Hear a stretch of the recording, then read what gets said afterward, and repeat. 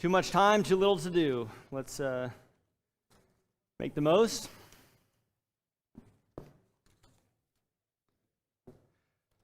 All right, 1 Corinthians.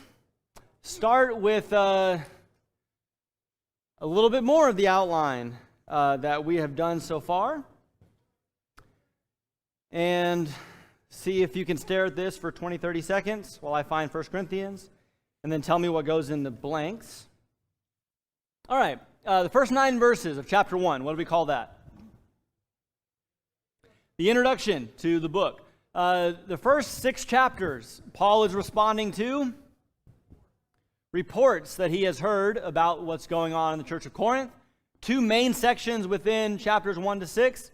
Chapter 1 to 4 is a call to unity, which means what's going on. What report has he heard in chapter 1 and through 4? Yeah, report of divisions or report of factions, so it is a call to unity. Chapters 5 and 6 is a call to discipline, okay? And we'll talk about some of the things that are happening in chapters 5 and 6, what Paul has heard reports of, and how he is addressing those. That's the section we'll be finishing up before moving on to the next major section of the book, which deals with largely, there's some question about the questions. There's some question about what all of these topics in the second half of the book they asked about specifically and what Paul is just bringing up because he knows that they need to hear them, whether through reports or something else. But generally we'll say that the rest of the book is Paul addressing questions that they've asked, whether in regards to personal matters like marriage or what to do about food that's been sacrificed to idols, or matters of the assembly, including how men and women should behave in the assembly, how the Lord's Supper should be taken, and how they should use their spiritual gifts in the assembly. And then Paul will talk about the resurrection in chapter 15 before some concluding personal instructions, personal comments in chapter 16. Okay, so look at chapter 5 and 6 together, and let's try to tie all of these kind of 3 sections of chapters 5 and 6 into one kind of cohesive place. The first part, so all of chapter 5, it's fairly easy to see, what Paul is bringing up and why. The problem is, as chapter 5, verse 1 makes clear, there is a man who is living in open immorality. He is a brother in the church. Most likely, the woman, his stepmother, who he is living in this immoral relationship with, is not a sister in the church, but he is living in this immorality, and Paul, his solution for them is that they need to remember who they are. They are a holy people in an unholy world. So, as far as the unholy world goes, he'll say towards the end of the chapter, you can't remove yourself from that. We're here. We're where we are, and there's evil all around us. But we are a holy people within an unholy world, and so if there is unholiness within, it has to be dealt with. We can't put up with it. A little leaven leavens the whole lump. Clean out the leaven so you can have, as he uses the imagery of the Old Testament, eat your Passover feast the way God intended. Okay, then in chapter 6, Paul is addressing what seems to be a different problem, I think is a different problem, which is that they are taking each other to court, the Corinthians. So there's some financial dispute, maybe that pops up here or there between the brothers and sisters, and their response is, well, I've been cheated, I'm going to sue the mess out of this brother or this sister and take them to court. And Paul is very upset by that kind of behavior and reminds them that, first of all, they are saints. Okay, they are holy people again, and because of their status as saints, who will, he says, in some form or fashion, judge the world, judge angels even, exalted with Christ, then they can't even handle disputes among their own selves. But then he goes on in verses 9 to 11 to remind them that they are not who they used to be. They were, he says, living in these sins of the world, but they have been washed, sanctified, justified in Christ and by the Spirit. And then the section we didn't quite get to on Wednesday in verses 12 to 20, in some ways we're back to the question of sexual immorality. But it appears that the problem is larger than just this one man who's living with his father's wife. Apparently, there is a problem of sexual immorality rampant in the church, specifically the visiting of prostitutes. And so, the verses that we're about to read and talk about, Paul is calling on them to, again, see who they are in reality as members of Christ, joined to Christ inseparably, and as a temple of the Holy Spirit, an image he has used before in chapter 3 and reuses here in chapter 6. We can talk about the similarities and the differences in these images here. So let's look at chapter 6, verses 12 to 20. We read it before, but we'll read it again, just this section, so that we can have it in our minds as we talk about it. But chapter 6, verse 12. All things are lawful for me, but not all things are profitable. All things are lawful for me, but I will not be mastered by anything. Food is for the stomach, and the stomach is for food. God will do away with both of them. Yet the body is not for immorality, but for the Lord, and the Lord is for the body. Now, God has not only raised the Lord, but will also raise us up through his power. Do you not know that your bodies are members of Christ? Shall I then take away the members of Christ and make them members of a prostitute? May it never be. Or do you not know that the one who joins himself to a prostitute is one body with her? For he says, the two shall become one flesh. But the one who joins himself to the Lord is one spirit with him. Flee immorality. Every other sin that a man commits is outside the body, but the immoral man sins against his own body. Or do you not know that your body is a temple of the Holy Spirit who is in you, whom you have from God, and that you are not your own? For you have been bought with a price. Therefore glorify God in your body. One of the things that happens in this passage, and actually happens a decent amount in the book of 1 Corinthians, as we'll see, I think, in chapter 7 as well, is that Paul, in addressing the questions or addressing the problems in Corinth, will use their own words. And then having used their words or said what they would say, he responds to it. We know that this is fairly common in speaking or in writing. Steve, I feel like, does this well, where he'll make a point and say, but Steve, how do you know that's true? Well, he's giving voice to what the opposition might say, and then he's responding to that. It's an effective technique. The problem is in original Greek, which the New Testament was written in, it's true in Hebrew as well, not only are there not like punctuation marks that would tell you, okay, quotation, someone else is speaking. Now, quotation, someone else is speaking. They also didn't put spaces or anything between their words. And so it's just letters in a row. Space was valuable, and so they make it as condensed as possible. So finding out what the words are and the sentences is not too hard. But what can be hard is knowing, well, is this person saying it as his own words, or is he saying that as the quote of somebody else? Because there's nothing to indicate that in the text. And context really has to determine that. So I'll show you what I think is happening in 1 Corinthians chapter 6, in this conversation, so to speak, between Paul and the Corinthians. There is, part of the reason I say that is to say that there may be some difference of opinion on what these words are, if they are Paul's words or the Corinthians. But it seems like, and this happens again in the book, so be ready for it, but it seems like this statement, all things are lawful for me, that is something that the Corinthians would have said. Perhaps it points to the freedom that they believe that they have in Christ. We're maybe familiar with that concept or think of that, or perhaps it's the freedom from the law of Moses. And so the Corinthians would say, hey, I'm free in Christ. I can do, I'm not under the law anymore. All things are lawful for me. Paul's answer to that is to kind of grant that argument, so to speak. Okay, let's say that's true. Paul says, but not all things are profitable. There are things that we might be allowed to do.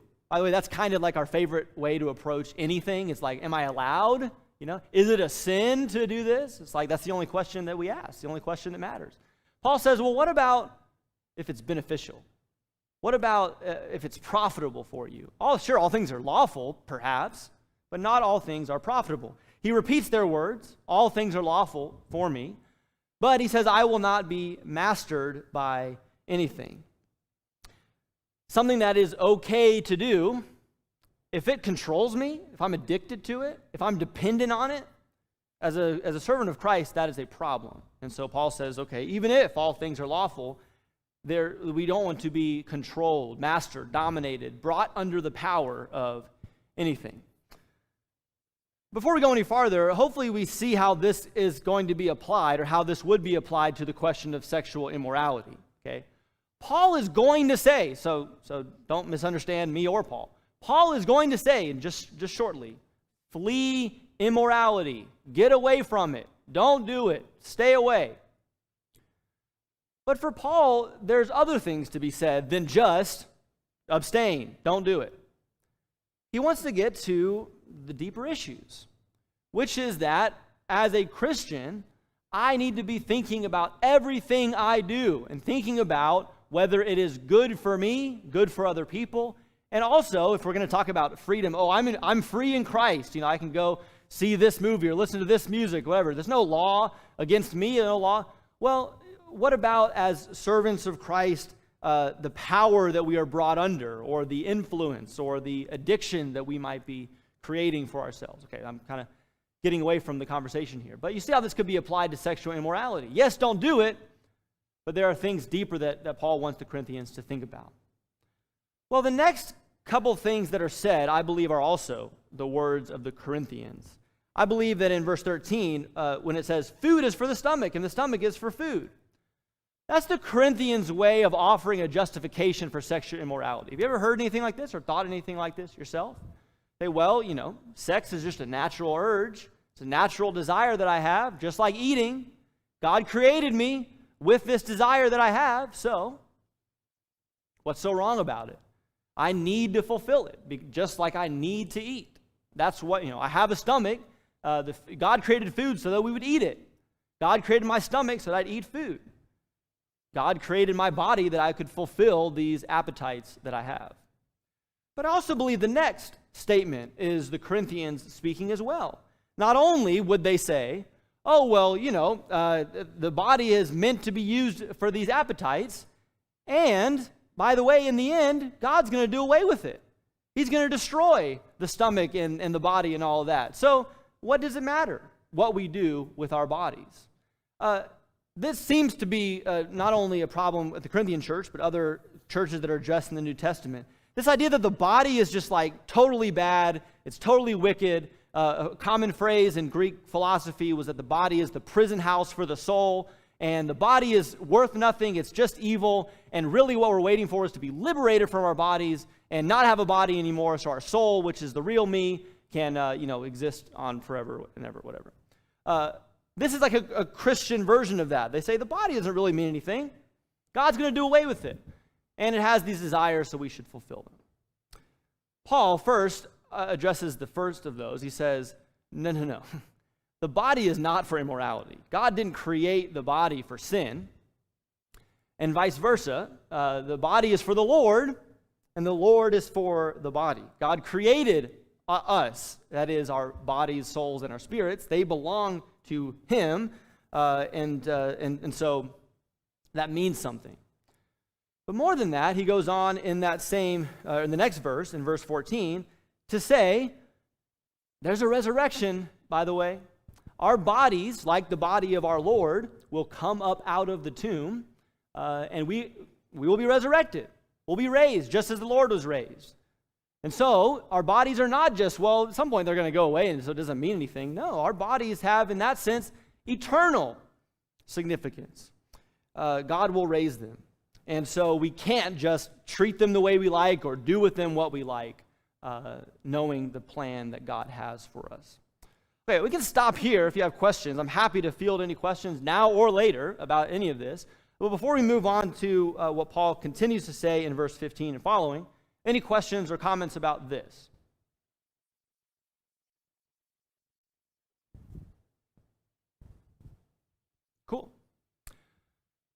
He goes on to give a series of statements that we are familiar with from earlier in the book. These do you not know statements. And these are intended, as we said before, the do you not know is a little bit of a jab to say, oh, you're so smart, aren't you? You got so much wisdom and knowledge. Well, don't you know these things? But more than that, to point to God's proper view of what the body is. Do you not know, he says in chapter 6, verse 15, do you not know that your bodies are members of Christ? Shall I then take away the members of Christ and make them members of a prostitute? May it never be. Or, he says in verse 16, do you not know that the one who joins himself to a prostitute is one body with her? Using the kind of occasion of sexual immorality, the sexual relationship, as his basis here, or as the context, he talks about perhaps referring to the analogy he will draw in other places of us being the bride of Christ. We've been joined to Christ. We're his. We belong to him. Body, soul, and spirit. We're Christ's.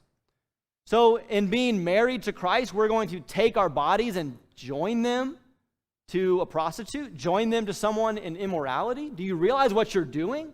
We understand this in the marriage context, right?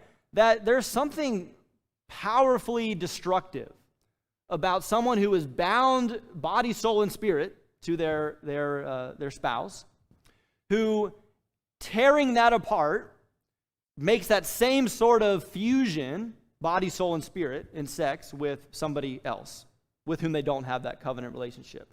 We understand how horrible that is, how destructive that is, how powerful that is. It's like fire. You mess around with it, and it can do more damage than we realize. I think Paul's using the same sort of analogy or the same sort of description to talk about we've been joined to Christ. Are we really going to remove ourselves from Christ in that way and betray him and join ourselves to another?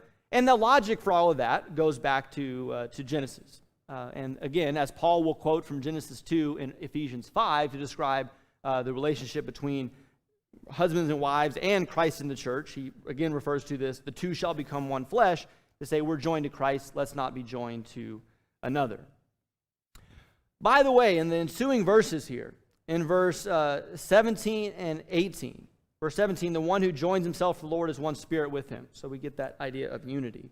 Verse 18, flee immorality. There he says it. Get away from it. There's a question about verse 18. This statement, every other sin a man commits is outside the body. By the way, that word other is added in, so really it says every sin that a man commits is outside the body. There are some that say, and I'm willing to be persuaded, that's also the Corinthians speaking. Well, sins that you commit, they're outside the body. Again, your body is just something you use. It's not really you. You ever heard anybody say that? Athletes are the worst at this. They brawl, they punch somebody in the face, and curse and spit on the field, and then in the interview afterward, they're like, "Oh yeah, that's not me. That's not who I am."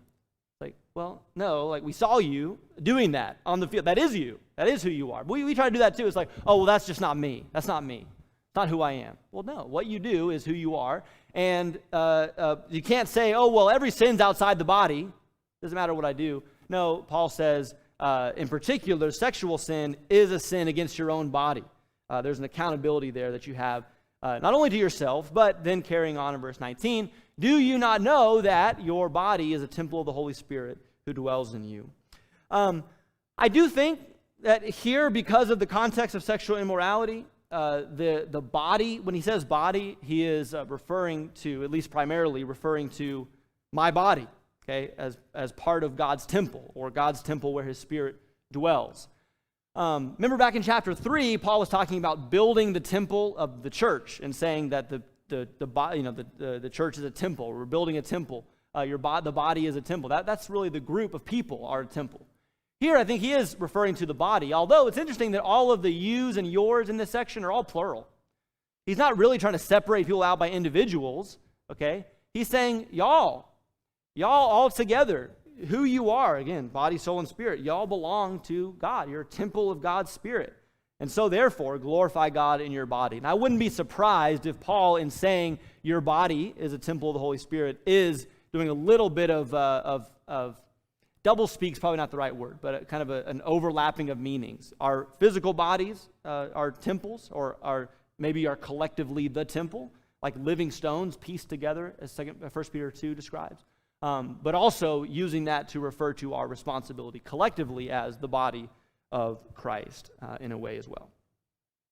Okay, so the exhortation in chapter 6, verse 20. Therefore, glorify God in your body. Remember and be reminded and see clearly what the body is, what God intends for it, who we are, and glorify God in our bodies.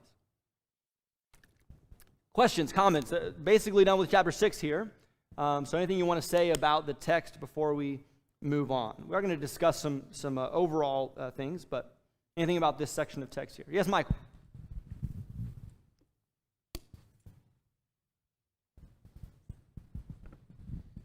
I remember when in past studies that, well, part of the, prostitution isn't exclusive to the city of Corinth, but they did have a temple of Aphrodite there that is considered like basically a temple of prostitution by some historians. And so it seems like it was like something really, kind of like maybe like Las Vegas, kind of a kind of city, where kind of a commonplace thing, in that city. And the people who would have been converted in that city might have, been used to living that way. And it's kind of like, oh, this is perhaps something they're addicted to and struggling to clean their lives from that kind of sin. And I don't know, it just kind of makes you think about, newly converted people and the things that they carry with them, that they may struggle to get rid of. It's just something that I thought of as you were talking about, as we were reading these passages and with the prostitution being an issue with the Corinthian church. Thank you, Michael. Other thoughts, comments, or perhaps questions about this text here in chapter 6? Yeah, Albert?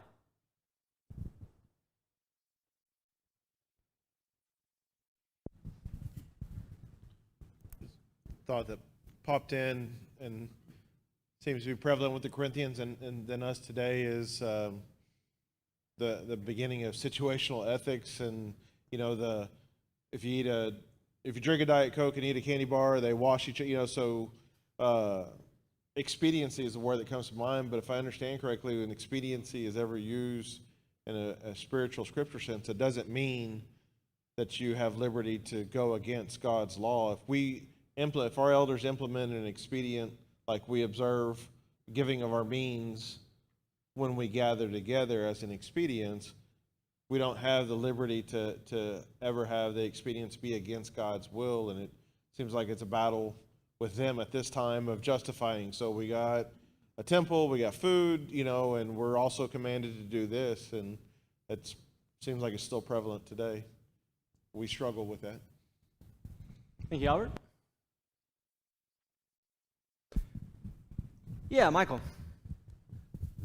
I can remember back when I was in high school that going to church, I talked to some preachers and would say, I can't wait till I get out and be an adult, and I can't wait till I'm on my own and I can just do what I want, and et cetera, et cetera, et cetera. And this was I don't know if you remember this name. His name was Homer Haley, but he smiled real big, and he said, "I know you do, and you may do what you want, but just..." And he turned right here and he pointed some things out, and he said, "Right now you're worried about what your parents think. You're worried about what's right. You're worried about going to church. You're worried about going to school. But when you get out on your own, you're on your own. You don't have to worry about that. You have to worry about what God thinks." And that's what he was trying to say. That's what he was trying to say. When you are, quote unquote, an adult, all things are lawful. According to the law of the land, all things are lawful. But not all things are expedient. Not all things, like you say, profitable. Not all things are necessary. Not all things are something you want, and I also thought, hey, I wanted to be a soldier one time. I really did. And a friend of mine who had been in Vietnam pulled me to the side and said, no, you don't. And then he went through and told me why I didn't. And he said, look, every night I have nightmares. Right now, you go to sleep and it's peaceful. You won't have nightmares. I have nightmares every night. Well, this goes back to that. The choices you make have consequences.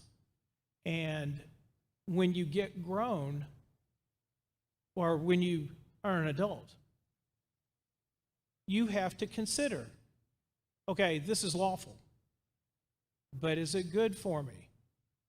This is lawful, but is it what God expects of me? This is lawful, but should I be doing it? What kind of example am I? Thank you, Michael. The other Michael, another Michael. And it's Michael Bryan. So we have a Brian, we have Michael. This is, that's too confusing.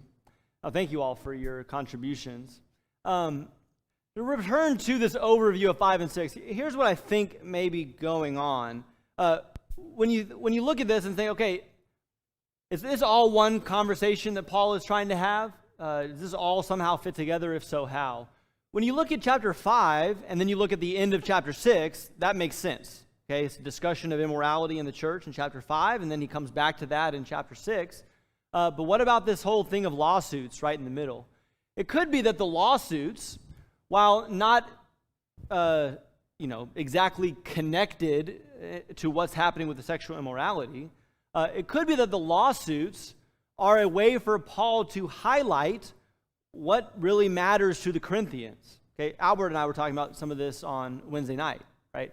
Here you have in the church, not only, it turns out, one guy, but a bunch of people that are committing sexual immorality. And people were just carrying on like, oh yeah, that's great, freedom in Christ, tolerance, whatever it is that they were saying, not dealing with that very egregious sin that is being committed. And yet, as soon as someone turns on me and cheats me, and I am suffering because someone is, defrauding, whatever, it's fighting time now. I'm taking you to court. This is serious. Don't we see how Paul, in reminding them about who they are as this new Israel, this holy people, this temple that's being built together, members of Christ, members of one another, don't you see how that is hopefully changing their mindset? Okay? And so, to go back to our volcano, maybe we would say something like this, that we see 3 destructive problems in Corinth in chapters 5 and 6. The immorality and the lawsuits. When you look at these 2 chapters together, you see that below the surface, what's leading to this is perhaps arrogance. This is true in 5 and 6. He says arrogance in chapter 5, verse 2 or 3. They're arrogant in regards to the brother. But you also see arrogance in chapter 6. Oh yeah, I can commit these sins. I can use my body how I want. This doesn't really affect me. So there's this arrogance about how we are or are not affected by sin or by bad influence. You see throughout, whether in chapter 5 or in 6, a focus on self, not on the community. So someone's over here destroying their life in immorality. They're my brother, and it's like I probably know about it, but I don't do anything.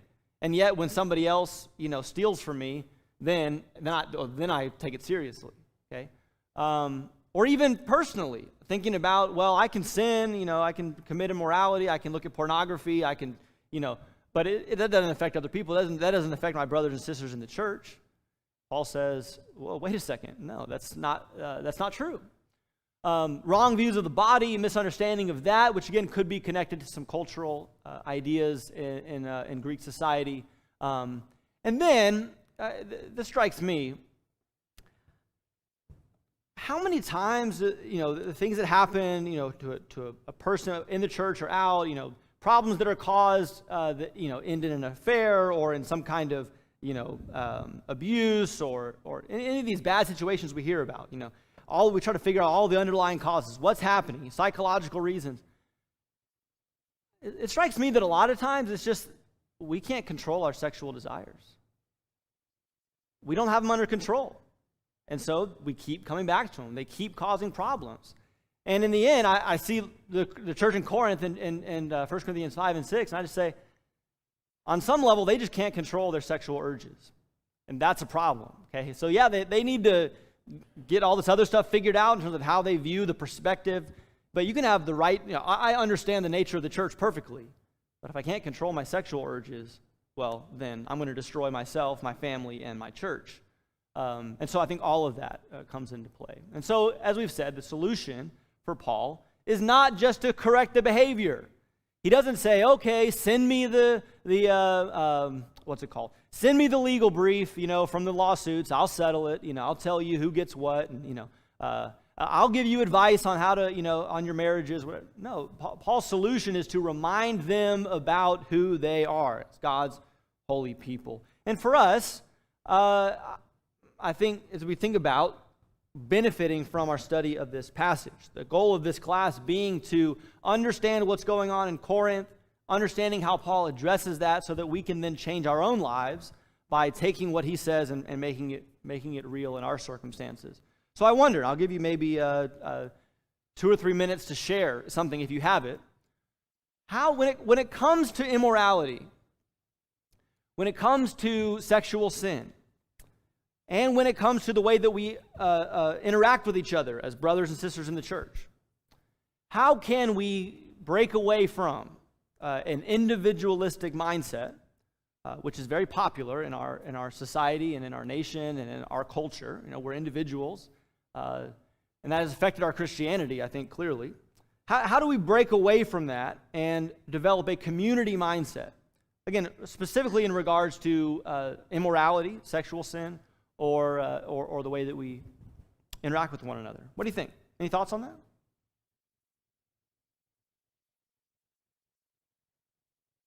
The front, Michael.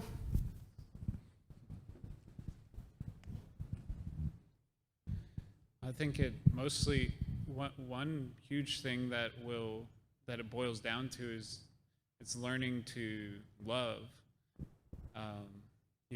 If you love the Lord most and want to obey him, then you don't, and when you love your brethren, you want what's best for them, and you want to do, and so it's learning that, will take away those problems. You won't do them because you'll be driven by that love.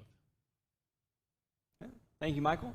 Other thoughts on changing from an individual focused mindset to a community mindset? I think what Michael says, and I guess I gave some of it away earlier,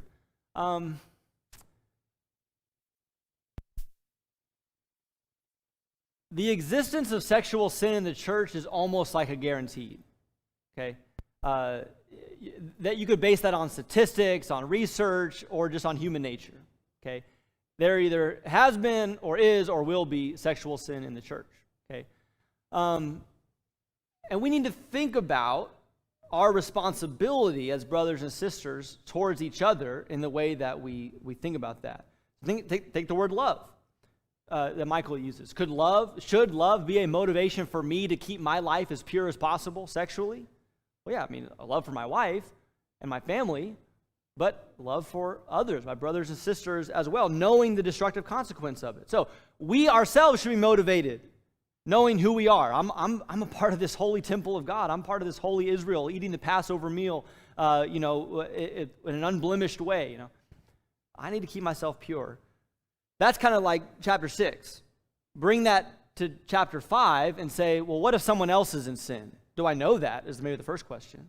Do I know my brothers and sisters well enough to know when they are or in danger of falling into sin? That's probably one area that we need to be thinking about. Again, individualistic mindset, some of that is related to just the fact that, we don't talk about those things, That's the last thing we'll ever talk about with anybody in the church is sexual sin, sexual temptation. So we don't know. That's maybe my first problem, is that I don't know when other people are struggling or could be struggling. And then if I do know, do I care? Do I care enough to say, look, this is not just, and again, we like to say, well, it's my business, or that's just their business. No, it's not.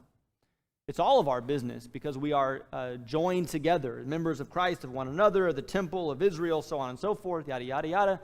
So we've looked at in chapters 5 and 6, and so it is my responsibility.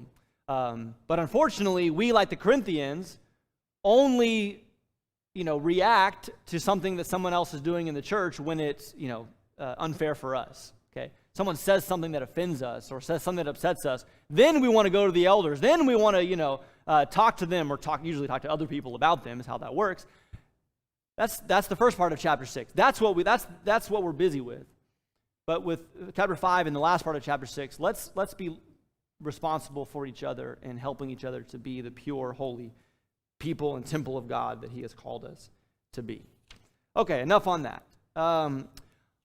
Let's move now to chapter 7, which is actually the text for today.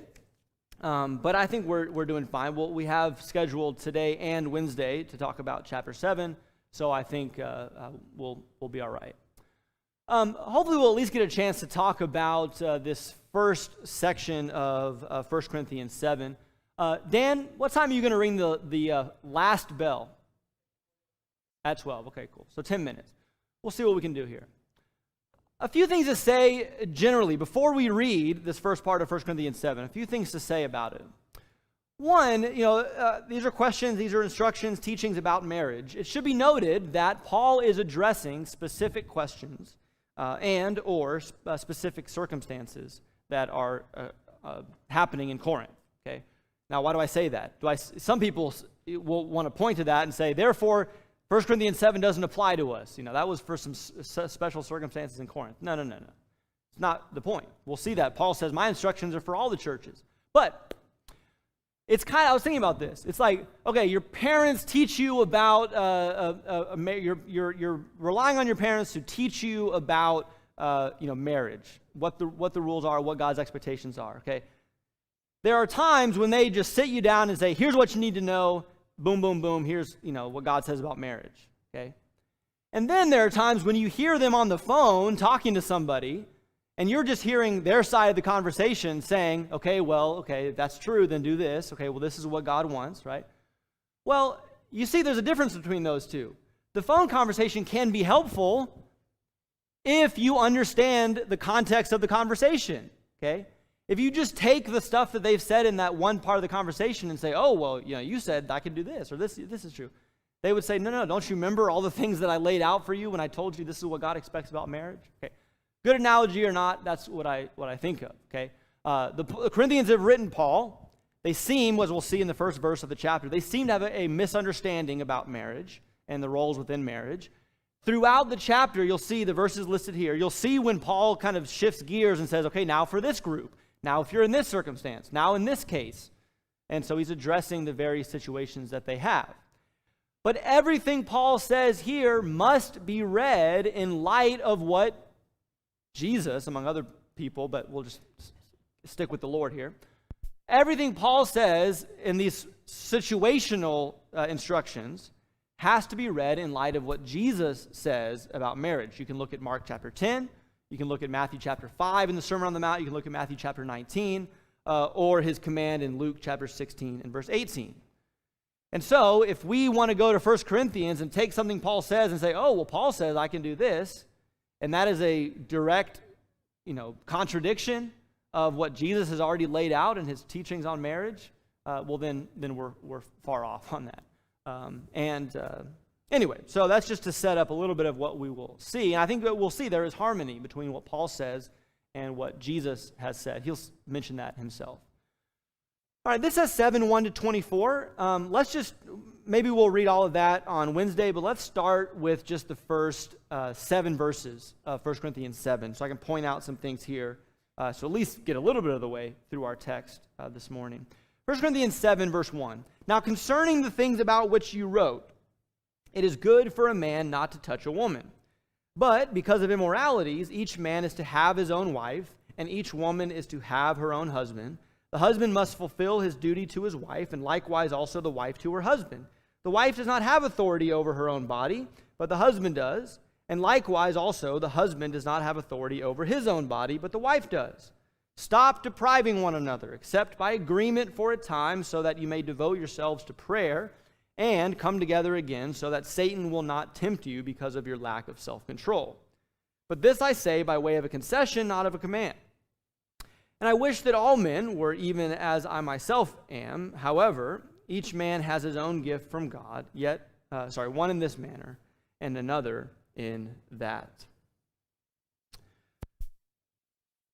I think chapter 7, verse 1 is what the Corinthians would say. And really, in some ways, the whole chapter makes some more sense if you understand that chapter 7, verse 1 is the way that the Corinthians were approaching marriage and the questions about marriage.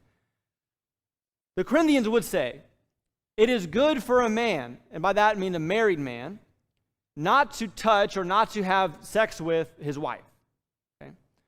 Why in the world would they say that? Why in the world would that be a thing? It appears that there is this thinking that it's more holy, that again, maybe connected to some things we've already said, that the body and its appetites are evil, so sex is bad, sex is dirty, regardless, okay? And so it's more holy, more spiritual for a husband and wife to not be together sexually, okay?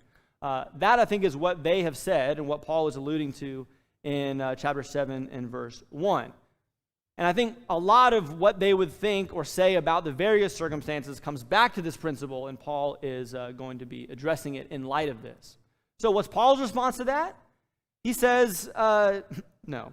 In verse 2, because of immoralities, each man is to have his own wife, and each woman is to have her own husband. First thing we would say is that he says, but because of immoralities, each man is to have his own wife. A couple of things. One, because of immoralities, again, is a way of responding to what they've said. I don't think Paul, if you just asked him, he would say, yeah, God created marriage simply to avoid sin. Like that's like the main reason God created marriage. I don't think that's what Paul would say. But he's responding to what they've said and says, okay, well, temptation is a thing here. We'll talk about that in a second. Okay, so man and wife should, and when he says have his own wife or have her own husband, he's talking about having sex with. That's the way that, in fact, in chapter 5, verse 1, he talks about how there's a man who has his his father's wife. So this is not in verse 2 here, an instruction to people generally, and said everyone should get married in order to avoid sexual immorality. No, he's referring to married people. And instead of thinking that abstaining from each other is somehow more holy, he says, no, you should be with each other. Because, as he goes on to say, sex is part of fulfilling your responsibility. He says, each man's duty, husband fulfills his duty to his wife, wife fulfills duty to husband. By the way, notice in these verses and throughout the chapter how balanced, we might say, Paul is. In all of these instructions, he's going back and forth. It's true for the husband to the wife, true for the wife to the husband. He's like at pains to do that consistently in this chapter. And so it's a responsibility. But verse 4 takes it a step further. Okay, speaking of Christ in the church being the analogy, he says, you don't belong to yourself. Your body is not yours. It belongs to your spouse. The wife's to the husband and the husband's to the wives. And so there's this selflessness that says, I'm not my own. I belong to her. She belongs to me, and we have a responsibility towards each other that we are expected by God to fulfill. But what if we really want to we really think it's spiritual to separate? Paul says, okay, you really want to do that? Here's the conditions. It has to be temporary, for a time, and make sure you come back together. It has to be by mutual consent, he says, and it's for spiritual reasons, okay? It's not acceptable to say we can't stand each other, so we're going to abstain, If it's for spiritual reasons and it's temporary and both have agreed on it, Paul says, okay, fine, you want to take a break, but in verse 6, he says, I think this is what he's referring to, I'm saying this as a concession, as an allowance. I'm not commanding husbands and wives to take breaks from each other. No, he says, you really want to, okay, I'm allowing that. But he says in verse 7, I wish that all men were even as myself am. However, each man has his own gift from God. Again, think about the context. Paul is not, I don't think he's saying, although he'll make another reference of this sort in the next section. Paul is saying everyone needs to be single. I wish everyone was single. I think he's referring to the ability to control sexual desires. Paul says, I wish everyone had their sexual desires under control like me. And it wasn't a temptation when husbands and wives were apart to commit immorality. But he says that's not the case. And so we have to factor in temptation to sexual immorality and when we think about our responsibility sexually and otherwise to our husband or to our wife. Now, we're gonna get interrupted, but maybe you're thinking, how in the world can this be true? How in the world can there be a problem in chapter 7 of abstinence as a spiritual discipline among couples, husbands and wives, when Paul just said in chapter 5 and 6 that there's promiscuity all over the place in Corinth? How does that fit together? They didn't have any problem with sex in chapter 6, and now they're saying, oh, husbands and wives, it's more holy to be separate. Okay, what's up with that?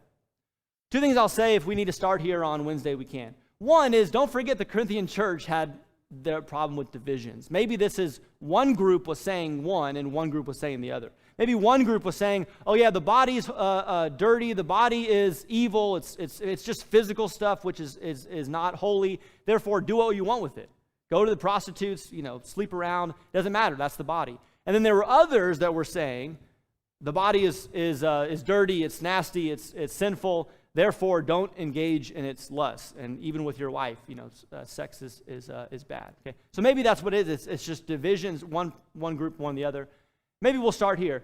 It could also be, could it be the case that when we impose an unnecessarily strict standard about sex, that could encourage people to commit immorality? We'll pick up there on Wednesday, because that may be what's going on here. But spend more time in chapter 7. We'll continue with our study on Wednesday. Thank you, guys.